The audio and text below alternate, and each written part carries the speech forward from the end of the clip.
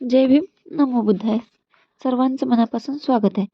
आजची आपली रेसिपी आहे दोडक्याची भाजी. ज्यासाठी दोडके स्वच्छ धुवून घेतली. मग घेतली थोडी कोथिंबीर, ती सुद्धा पाण्यातून स्वच्छ धुवून काढली.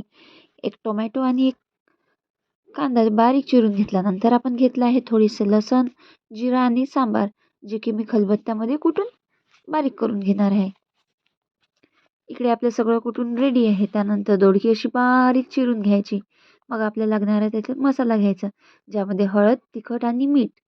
मग थोडीफार मुगाची डाळ धुवून स्वच्छ केली आहे. त्यानंतर कढई तापवली, ज्यामध्ये तेल ठेवलं. तेल छान गरम झाल्यावर सगळे जिन्नस त्याच्यात ॲड करायचे आणि आपण टाकलेले मसाले सुद्धा त्यात ॲड करून छान तळून परतून घ्यायचे. 2 मिनिटं परतल्यानंतर हळद, तिखट, मीठ सगळं त्यामध्ये ॲड करायचं आणि ते सुद्धा आपल्याला छान एकजीव करून घ्यायचं आहे. आपले मसाले छान मिक्स होईपर्यंत परतत राहायचं.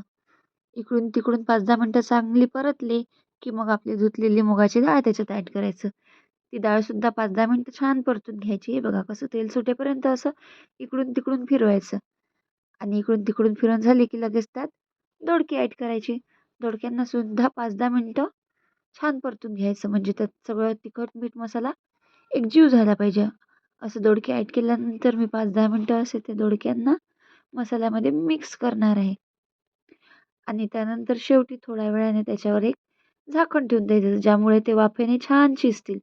मध्ये-मध्ये 5-10 मिनिटांनी प्लेट काढून आपल्याला चेक करायचं आहे. त्याला पाणी सुटलेलं आहे आणि हे पाणी आटेपर्यंत चांगलं शिजू द्यायचं. अजून पाणी आटलेलं नाही, म्हणून त्यामुळे मी आणखी त्याच्यावर प्लेट झाकून ठेवणार आहे आणि फायनली त्यातलं सगळं पाणी आटलं आणि भाजी अशी तयार झाली.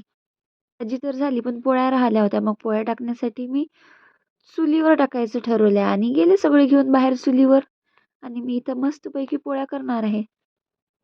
पोळ्या करण्यासाठी लागणारे सर्व साहित्य मी बाहेर घेऊन आहे. मळलेलं कणिक, तेल, पोळपाट बेलणं आणि चुलीवर इथे तावासुद्धा ठेवलेला आहे. अशा तऱ्हेने मी स्वयंपाक करून घेतला. म्हणून आजच्या व्हिडिओत एवढंच. भेटूया पुढच्या व्हिडिओत. बाय.